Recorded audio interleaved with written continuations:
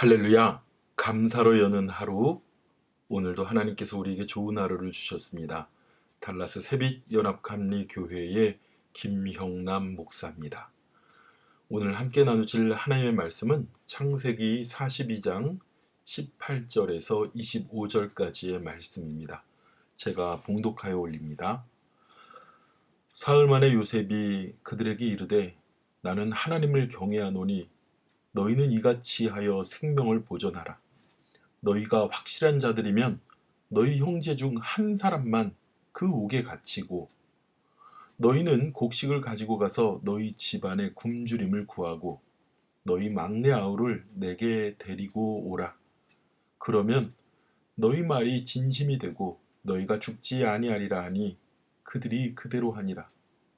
그들이 서로 말하되 우리가 아우의 일로 말미암아 범죄하였도다. 우리가 우리에게 애걸할 때에 그 마음이 괴로움을 보고도 듣지 아니하였으므로 이 괴로움이 우리에게 임하도다.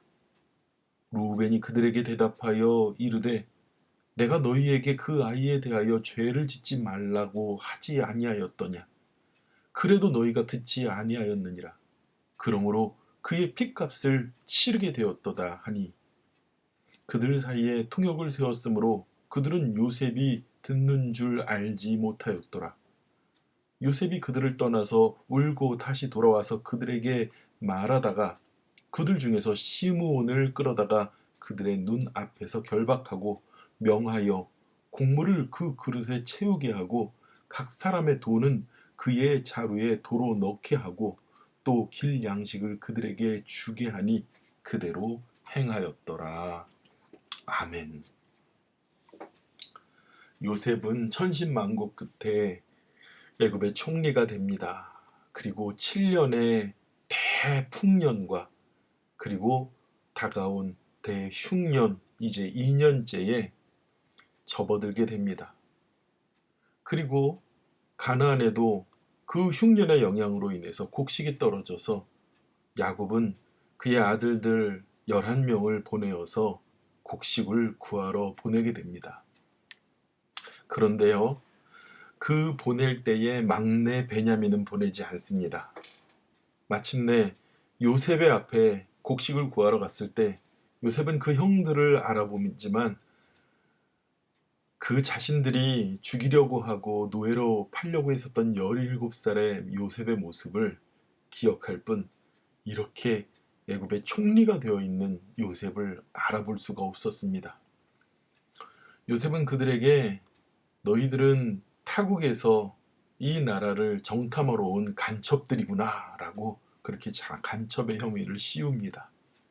그리고 그들을 3일을 가두어 놓습니다.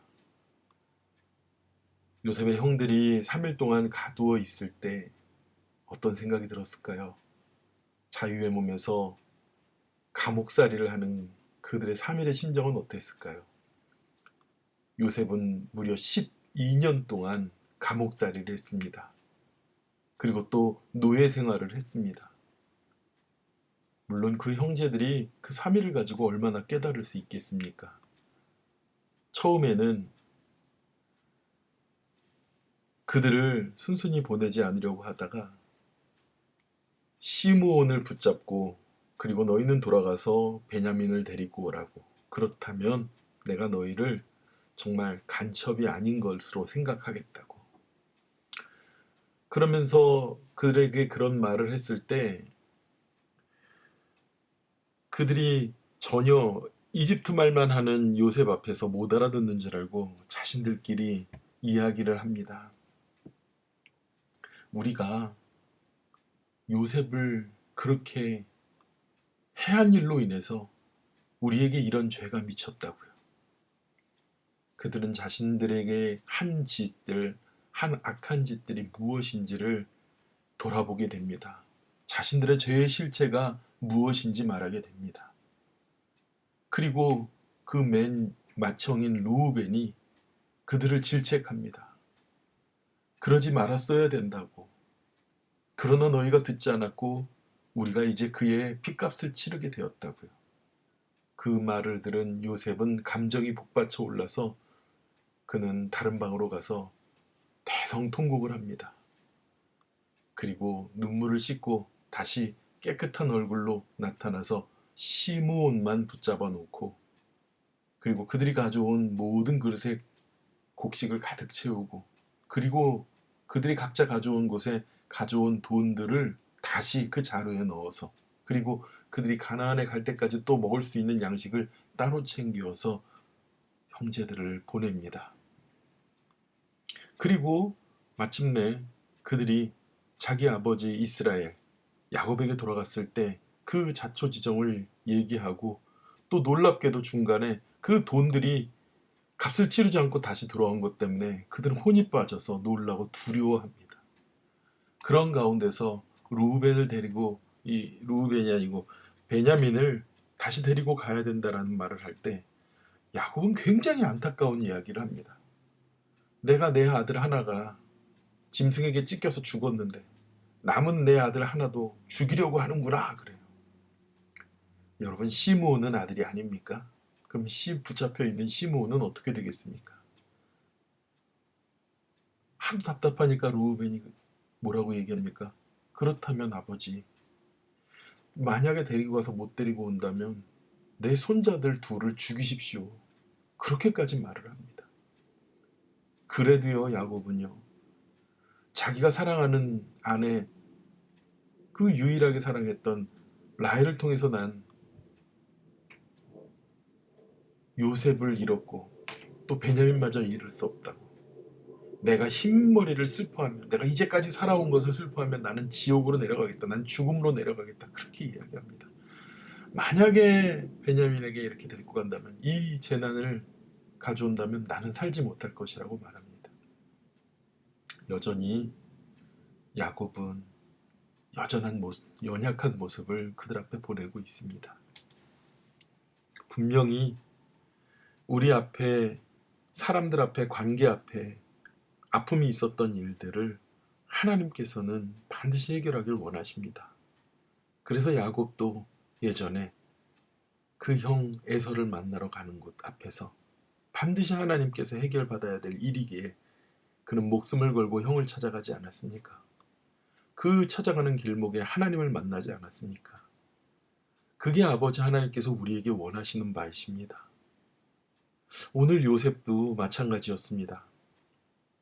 그의 형들이 요셉을 미워했습니다. 그리고 죽이려고 했습니다. 노예로 팔았습니다. 노예가 되었고 감옥에 말할 수 없는 죄수로 12년이라는 세월을 감옥에서 살았습니다. 그렇다면 에서가 품은 분노 이상으로 요셉도 그 형들에 대한 분노와 원망으로 가득해야 될 것입니다. 그런데 요셉은 그 형들에게 아버지와 아우에 대한 안부를 물어보면서 그는 오히려 자신의 앞에서 자신들이 지은 죄, 요셉을 그렇게 팔아먹고 아버지 앞에서 죽었다고 한 자신들이 그렇게 지은 죄에 대하여 벌을 받는구나라고 뉘우치는 그들에 대하여 감정이 복받쳐서 요셉은 울 수밖에 없었습니다. 또한 그 요셉이 그 형들에게 뭐라고 얘기합니까? 처음에 나는 하나님을 경외하는 사람이라고 얘기해요. 가나안에서 온 자, 똑같이 야훼 하나님을 경외하는 자로 고백하는 그 요셉은 그 형들에 대하여 아버지 하나님의 사람이라는, 나는 하나님을 믿는 사람, 하나님의 뜻을 따라가는 사람, 아브라함의 하나님, 이삭의 하나님, 야곱의 하나님, 그 하나님을 믿는 사람이라는 정체성을 그들 앞에 나타냅니다. 왜 하나님께서는 그 요셉에게 그러한 마음을 주셨을까요? 하나님과 동행하고 하나님의 사람이라는 믿음의 가운데 서 있으니까 그가 그 형들을 정말 정말 용서할 수 없는 그러한 죄를 그는 그 형들 앞에서 용서하게 되는 것입니다. 보세요. 그 형들이 정말 요셉의 앞에 와서 무릎 꿇고, 아니 엎드려서 그 혈한 별이 요셉에게 절을 했습니다. 어떻게 하나님께서는 이러한 일들을 이루실 수 있을까? 우리는 세상 살아가면서 그런 말들을 합니다. 원수 만들면 안 된다. 인자는 무적이다 이런 말들을 하죠. 하나님께서 요셉과 그 형제들을 만나게 하셨습니다. 그런데 그 형제들은 요셉에 대하여 정말 만나면 안 되는 그러한 악한 짓을 저질렀습니다. 요셉은 그 형제들을 죽여도 마땅한 그러한 정말 복수심을 가질 수 있는 그러한 환경 가운데서 있었지만 그들은 결국 요셉의 앞에 와서 엎드려 절하는 자들이 되었습니다. 하나님께서 그 형제들을 만나게 하신 거예요. 우리도 살아가면서 많은 만남의 축복이 있고 만남이 있습니다. 때로는 우리에게 말할 수 없는 그러한 고통을 준 사람들도 있었을 것이고 또 가까이에는 우리가 사랑하는 우리의 형제들도 우리가 함께 만나며 살지만 우리가 어른이 되고 장성한 자들이 되어서 모르는 남들보다도 더욱더 미워하는 그러한 사람들도 있을 것입니다. 그러나 하나님의 사람은 하나님의 사랑으로 그들을 품어야 될 줄 믿습니다. 오늘 요셉이 그 형들을 다시 만나게 하신 하나님께 감사하고 그의 마음속에 원수 갚아야 되는 일이 아니라 그들을 용납했던 것처럼 우리는 요셉의 마음, 하나님께서 주신 그 귀한 믿음의 마음을 갖는 자들이 되어야 될 줄 믿습니다. 만약에 요셉에게 원수 갚는 일들이 그대로 다 남아있다면 아마도 보디발의 아내도 죽임을 당해야 됐습니다. 보디발도 그리고 그 형들도. 그러나 요셉은 자기가 보디발의 집에 가정총무가 되어서도 그 형들에게 원수 갚지 않았습니다.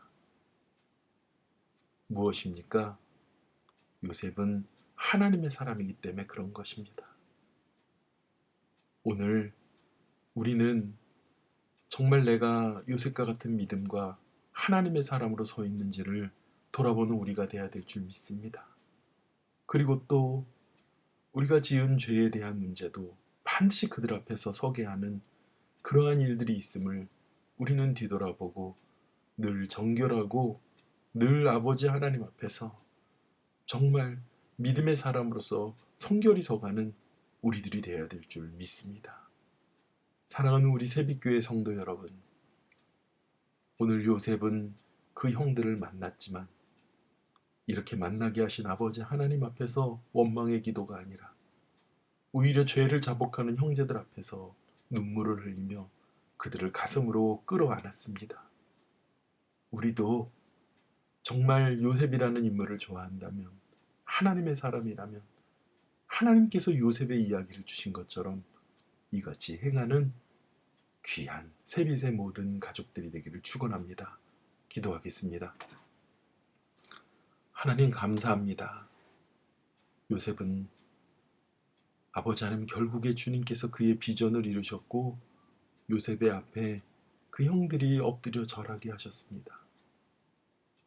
그리고 그 권력을 가지고 있음에도 불구하고 요셉은 그 형들을 만나게 하신 아버지 하나님께 감사하고 그리고 죄를 자복하는 그들을 용서하였습니다. 하나님, 우리가 아버지 하나님께서 섭리하시는 그 만남의 귀한 은혜를 우리도 이웃들에게, 우리 형제들에게 나누게 하여 주시옵시고 또 아버지 하나님 서로 용납하는 정말 원수도 사랑하는 그런 예수 그리스도의 그 사랑을 품고 살아가는 귀한 주님의 자녀들이 되도록 인도하여 주시고 축복하여 주시옵소서. 모든 은혜 감사드리며 예수님의 이름으로 기도드렸사옵나이다. 아멘. 사랑하는 성도 여러분, 우리가 만나는 모든 자들 중에 환난을 당하는 자들이 있습니다. 우리의 가족들이 환난을 당한다면 주님 앞에 기도하고 뿐만 아니라 우리는 마음을 다하여서 그 굶주린 형제들을 도왔던 요셉처럼 우리도 돕기 위하여 주님의 자녀된 본분을 다해야 될 줄 믿습니다. 만약에 우리 사랑하는 새빛교회 가족 가운데 우리 성도들 가운데 어렵고 환난에 처한 자가 있다면 그 사람 일이니까가 아니라 정말 우리가 마음으로 기도하고 우리가 무슨 일이든지 서로 돕기 원하는 그러한 귀한 믿음의 가족이 되길 원합니다. 모든 믿음의 가족을 위하여 기도해 주시기 바랍니다. 기도하겠습니다.